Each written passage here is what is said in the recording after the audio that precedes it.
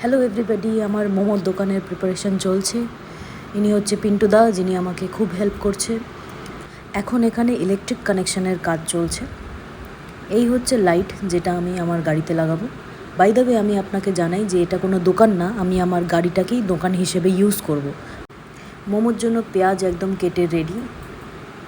কিমাটা আমি ধুয়ে নিচ্ছি, আর কিমাটা আর পেঁয়াজটা আমি এবার মিক্স করব।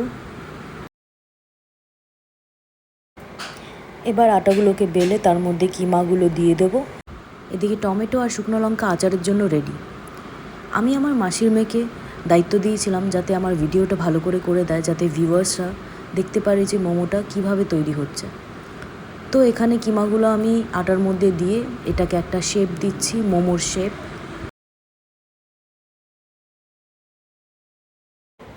Finally momo is ready. আজকে প্রথম দিন বলে আমি বেশি মোমো বানাইনি। স্পটে পৌঁছে যাওয়ার পরও পিন্টুদার কানেকশনের কাজ চলছে। এদিকে আমি মোমোর চাটনি নিতে ভুলে গেছিলাম। পিন্টুদার সঙ্গে বেরিয়ে পড়লাম আবার বাড়ির দিকে চাটনি নিতে। আমার এই পুরো জার্নিতে ম্যান অফ দ্য ম্যাচ কিন্তু এই পিন্টুদাই। মোমো বিক্রি করার ইম্পর্টেন্ট যে পার্ট, যে সেট আপ, সেটা পিন্টুদাই করে দিয়েছে।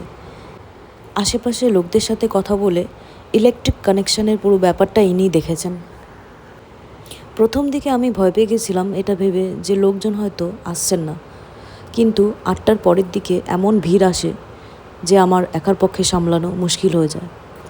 যদিও আমার ফ্যামিলি অ্যান্ড ফ্রেন্ডসরা আজকে আমাকে মেন্টালি খুব সাপোর্ট দিয়েছে আমার এই নিউ বিগিনিংয়ের জন্য। Thank you so much everybody. এটা হচ্ছে আমার cousin sister. Thank you so much Sabana. এত দূর থেকে এসে ও আমাকে অনেক হেল্পও করেছে আর মেন্টাল সাপোর্টও দিয়েছে। এটা ছিল আমার পুরো সেট আপ। এখানে আমার মাসির মেয়ে কিছু ডেকোরেশন করে দিয়ে আমার হেল্প করেছে, কারণ আমি তো খুব নার্ভাস ছিলাম বা টেনশনে ছিলাম বলতে পারেন, কারণ প্রথম দিকে কাস্টমাররা আসছিল না। কিন্তু ওরা দূর থেকে তাকিয়ে নিশ্চয়ই দেখছিল যে এখানে কি হচ্ছে ব্যাপারটা। ডিকি খোলা গাড়ি, লাইট, এসব দেখে ওদের মধ্যে একটা কিউরিসিটি ছিল। তারপর যখন এই পোস্টারটা আমি লাগাই যে অথেন্টিক নেপালি মোমো, এইটা দেখার পর আস্তে আস্তে কাস্টমার আসতে শুরু করে। আমি পাশে একটা চেয়ারে ইন্ডাকশান রেখেছিলাম যাতে মোমোগুলো গরম করে দিতে পারি। এটা হচ্ছে আমার childhood friend Trina. Thank you so much for coming and supporting me. এটা আমার আরেকটা স্কুল ফ্রেন্ড ছিল পাশে। মাসির মেয়ে তো লাস্টে ইমোশনালি হয়ে পড়েছিল সব মোমো যখন বিক্রি হয়ে গেছিলো। আমার ফাইনালি সব শেষ।